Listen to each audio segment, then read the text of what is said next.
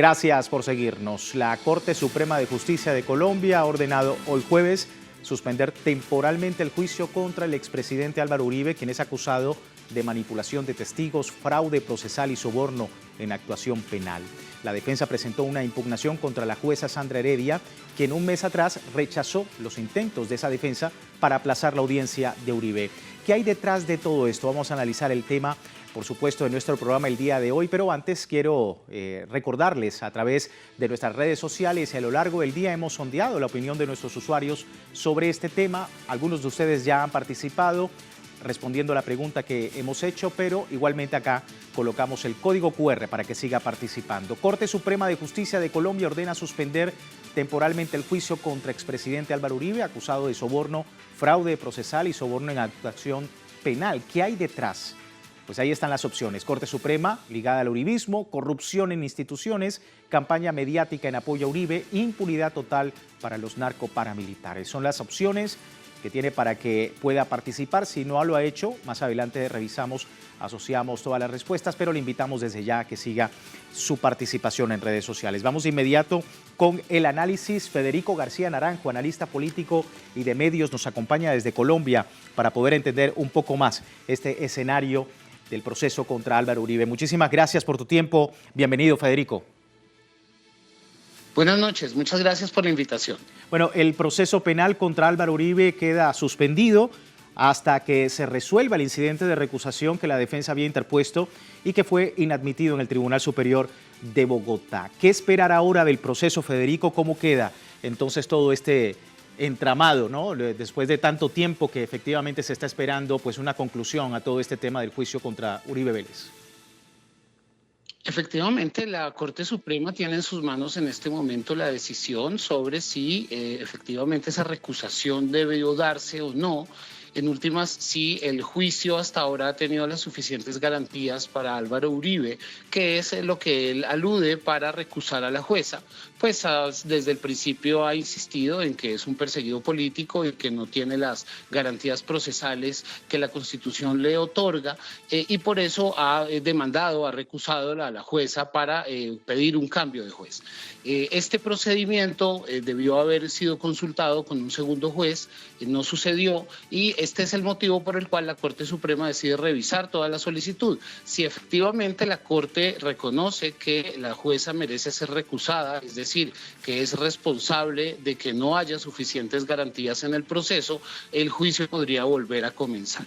Si por el contrario la Corte decide que esta solicitud no es procedente, entonces el juicio continúa, pero durante estos días, en caso de que esa sea la decisión, estos días también se congela la prescripción, la fecha de prescripción, que es en octubre de este año, a partir de la cual ya el juicio sería anulado por vencimiento de términos. Entonces, estamos esperando el país la decisión de la Corte Suprema de Justicia. Sí, ya vamos a hablar más adelante, Federico, de esos escenarios sobre la prescripción. Vamos a revisar rápidamente, si me permites, parte de la prensa y lo que se ha comentado. Dice, el abogado del expresidente Álvaro Uribe se salió con la suya. Así lo destaca el sitio web de Fundación Paz y Reconciliación en Colombia. El informe señaló la estrategia del defensor del exmandatario y que se basó en sus intentos desde febrero por anular a la jueza Sandra Heredia por presunta parcialidad en el caso, ya que el procedimiento judicial tomaba un camino incómodo, no tan favorecedor para el acusado. Este 20 de marzo, la defensa de Uribe consiguió que se suspendiera el juicio contra Uribe Vélez, puesto que la Corte Suprema revocó la tutela de la jueza, obligándola a un trámite de recusación improrrogable dentro de las próximas 48 horas. A esto se le suma que pudo ser parte de un plan para ganar tiempo, tomando en cuenta que si el próximo 8 de octubre no hay fallo en el juicio, el expresidente saldría completamente libre de culpa. Bueno, y hablar, Federico, precisamente del elemento. ¿Está en riesgo el juicio? La jueza hasta el momento no ha perdido, tengo entendido, la competencia sobre el proceso, pero empieza a criticarse la decisión porque pareciera que es una medida desesperada para la búsqueda de una prescripción judicial. ¿Es así como lo ves? Sí, es la última jugada, el último recurso de la defensa de Álvaro Uribe para dilatar el proceso y esperar a que se cumpla el 8 de octubre sin que haya un fallo. y así venzan los términos y cese la acción penal contra el expresidente. Pero digo que es la última porque esto ha sido así desde el principio. La estrategia de defensa del expresidente Uribe ha sido básicamente la de sabotear, dilatar, acudir a los múltiples recursos que ofrece la legislación colombiana, que debe decirse es un código penal bastante garantista y ofrece muchísimos recursos para la defensa del acusado, y pues la defensa de Uribe, que está compuesta por unos abogados muy profesionales en este tipo de argucias, pues se han dedicado justamente a apelar a todos los recursos jurídicos para dilatar y dilatar el proceso. Y no solamente recursos jurídicos, también recordemos que en su momento Álvaro Uribe renunció al Senado de la República para evitar ser investigado por la Corte Suprema, porque su condición de senador, pues digamos, tenía ese fuero, y al renunciar iba a quedar en manos de la Fiscalía General de la Nación, que en ese momento estaba encabezada por Francisco Barbosa, el mejor amigo de la universidad del expresidente Iván Duque, su pupilo, y que por supuesto hizo mucho más que la propia defensa de Álvaro Uribe para impedir el avance del proceso. Entonces sí, es el último movimiento, seguramente no será el último, seguramente habrá más movimientos de este tipo, pero sí, esa ha sido la estrategia desde el principio. Yo quería preguntarte también sobre la posición, en este caso, de la bancada de víctimas. Han dicho que efectivamente pues, van a respetar la decisión, que efectivamente pues, hay una legislación que hay que, por supuesto, jurídica también, desde el punto de vista jurídico, que respetar. Sin embargo, como ves también, entonces, de ellos dicen que están, digamos, esperando que más adelante pues, se dé, digamos, o se haga una solución a esta recusación. Están muy confiados. ¿Tú lo ves también de esa manera? Es decir, ¿hay todas las garantías para que siga el juicio? Yo creo que sí. Efectivamente, en este hecho jurídico de la presentación de la tutela y de la irregularidad que hubo de no consultársele al juez, al segundo juez, para que diera su concepto, es lo que está justamente atendiendo la Corte Suprema de Justicia, y por eso ordena la suspensión del proceso. Eso sucedió. Ahora, el fondo de la tutela, que es la denuncia que hace Álvaro Uribe de que no hay suficientes garantías en su defensa, en su juicio, pues es claramente improcedente. El juicio no solamente ha sido transmitido por televisión, además por redes sociales, en infinitos medios. El país ha estado muy pendiente de los avances de cada sesión. Los testimonios, las pruebas que se han hecho públicas son contundentes, y además pues es un proceso que ya va a cumplir 11 años y que tiene un montón de acervo probatorio que ha sido además publicado por muchísimos periodistas de investigación. Es decir, son contenidos, son evidencias incontestables que muestran que efectivamente Álvaro Uribe es responsable de los hechos que se le acusan, y durante el juicio todos los procedimientos han sido absolutamente transparentes y conforme a la ley. Así que una vez, espero yo y esperamos muchos en Colombia, una vez se subsane este error que hubo en el procedimiento de la recusación, muy seguramente pues la tutela será de nuevo negada y el juicio podrá continuar. Claro. Ahora coloquémonos, Federico, en el otro escenario. En el caso de que se determine que sí hay motivos para la recusación, sería difícil continuar el proceso porque son meses, tú comentabas, mucho acervo probatorio, meses de diligencias, y que da a entender que pudiese retomarse el proceso desde un punto incluso antes de todo el juicio que se está realizando Álvaro Uribe. ¿Cómo ves también ese escenario? Eso está por definirse. Lo cierto es que es muy probable que si la Corte Suprema de Justicia reconoce efectivamente que esta recusación es improcedente, o mejor dicho, que anula la competencia de la jueza sobre el juicio, habría que el juicio quede anulado y habría que comenzar el juicio desde el principio. Esto, por supuesto, retrasaría enormemente el avance de todo el proceso. Recordemos que queda muy pocos meses para la prescripción, y también asistiríamos a un juicio, a un nuevo juicio plagado de manipulaciones y de presentación de distintos recursos de distintas formas para dilatar los trámites del proceso y garantizar que se llegue al 8 de octubre sin que haya un fallo. Eso sería lo más probable. Lo otro sería ya las consecuencias políticas del asunto, ¿no? Sí, consecuencias que por supuesto tendremos muy atentos acá en Telesur y por supuesto en todos los medios de comunicación en Colombia. Federico, se entiende el análisis. Muchísimas gracias por tu tiempo.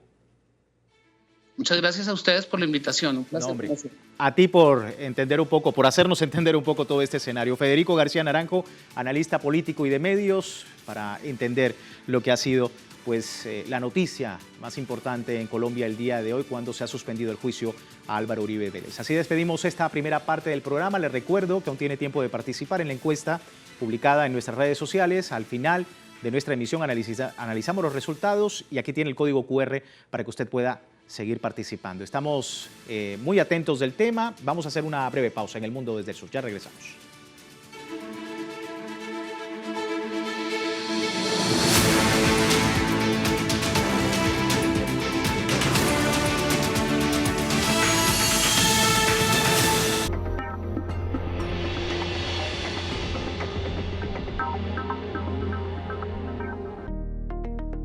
Para limpiar el aire hay varios métodos. El más sencillo es tener ventanas y abrirlas y que el aire recircule 6 a 12 veces por hora. El aire debe recircular. Entonces con ventanas lo logras 1 o 2 veces por hora. Entrevista con Aísa García desde Guía tu Cuerpo. Sábado. Solo por Telesur.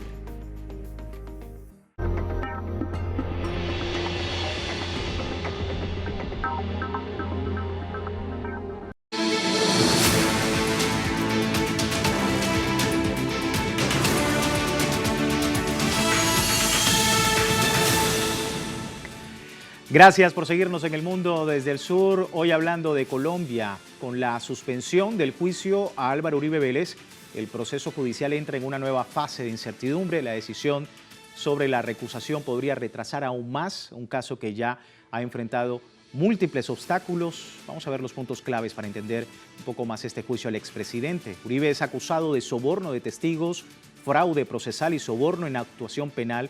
Atraviesa un proceso que podría determinar si él instigó a otros a cometer delitos con el propósito de beneficiarse o de obstruir la justicia. Pero todo esto se remonta al año 2012, cuando el senador Iván Cepeda expuso nexos que señalaban a Uribe de auspiciar grupos paramilitares. En respuesta, el exmandatario arremetió contra Cepeda por abuso de función pública, calumnia agravada y fraude procesal. Sin embargo, en 2018 la Corte Suprema de Justicia concluyó que no habían pruebas contra el funcionario público y en su lugar inició una investigación contra Uribe por manipulación de testigos para inculpar a Cepeda. Lo alarmante es que el 8 de octubre prescribe el proceso y de no haber fallos de primera y segunda instancia se archivaría este caso.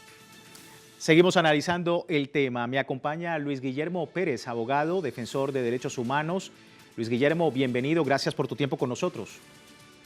Bueno, muy buenas noches para ustedes en el estudio y para toda la audiencia. A ti por estar en el programa y poder entender, ¿no?, esta nueva fase de incertidumbre en el juicio que podría garantizar la impunidad del expresidente si no se llega a un fallo definitivo antes de octubre, debido a que para entonces habrá cumplido el límite estipulado para el curso de un proceso judicial de lo que ha pasado, ¿no?, durante todo este tiempo y que hemos ya mostrado a nuestra audiencia. ¿Cuál es tu lectura de todo esto? Bueno, en primer lugar, estamos hablando de unos gravísimos hechos que por primera vez tienen sentado en el banquillo de los acusados a un expresidente de la República. Y aquí son hechos ciertamente de fraude procesal y ciertamente pues de compra de testimonios fraudulentos, pero están ligados a crímenes de lesa humanidad.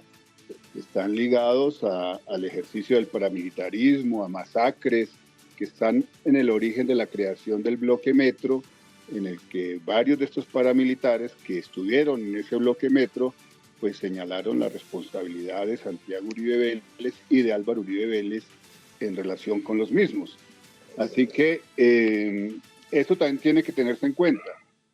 Tampoco considero que vaya a prescribir el proceso, como han anunciado muchos, el 6 de octubre, porque Uribe Vélez usó su TL de trabajo legislativo, pruebas se practicaron en el exterior y esto extendería mucho más tiempo la posibilidad de la prescripción.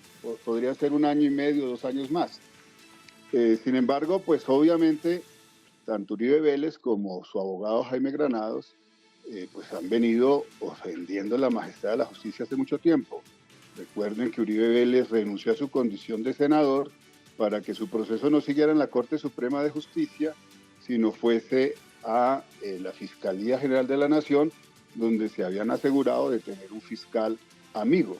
Y como bien señalabas, esto empezó el juicio contra Uribe Vélez en el 2018. Estamos 7 años después y han logrado dilatarlo y dilatarlo una y otra vez.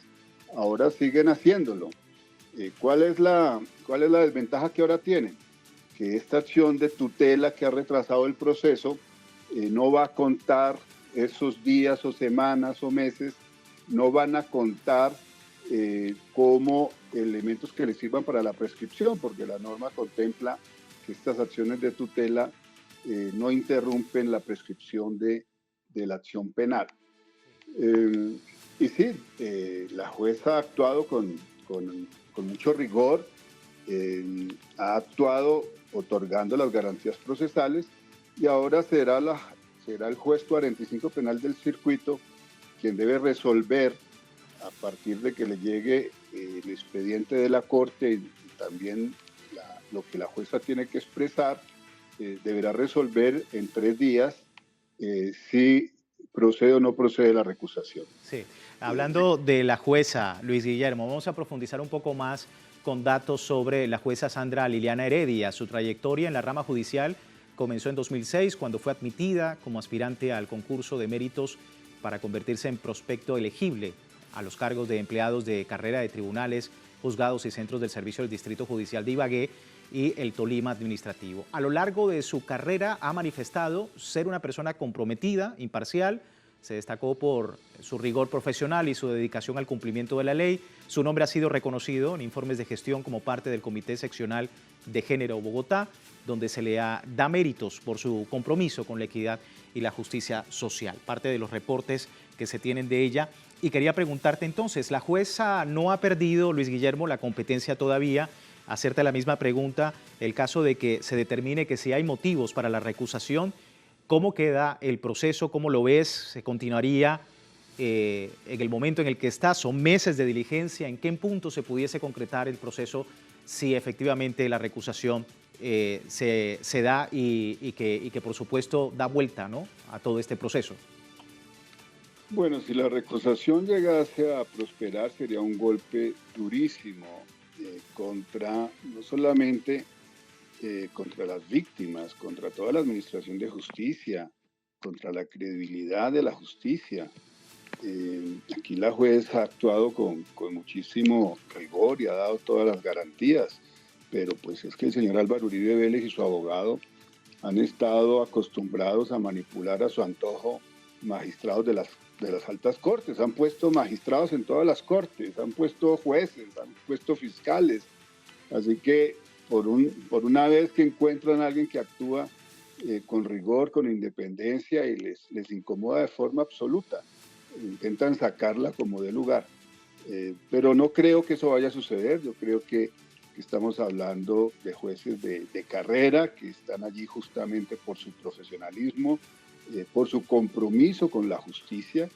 Aquí la juez, como ya lo ha dicho, ya no es enemiga del señor Uribe Vélez, en ninguna parte en el proceso, ni amiga de ninguna. Es simplemente una persona que cumple con sus obligaciones constitucionales y legales, y lo hace de la manera más diligente posible. El propio Uribe Vélez, si está tan convencido de su inocencia, pues debería estar interesado que este juicio terminase cuanto antes y no que terminara beneficiándose de una prescripción que además podría renunciar a ella, si así lo quisiera, y nada, demostrar que entonces es inocente. Pero efectivamente, pues aquí se han cometido muchas irregularidades. Hay muchos testigos que han declarado contra el señor Álvaro Uribe Vélez que después han terminado asesinados. Aquí en este mismo juicio hay personas que han sido gravemente amenazadas de muerte. Se ha intimidado también a los fiscales que han intentado actuar con alguna independencia. Estamos hablando del hombre más poderoso de Colombia, al que muchos le temen. Yo actué como representante de las víctimas en los casos del DAS, por ejemplo, donde se condenó a 2 directores del DAS, a 25 hombres y mujeres de alta inteligencia dentro del Departamento de Seguridad del Estado que dirigía Álvaro Uribe Vélez.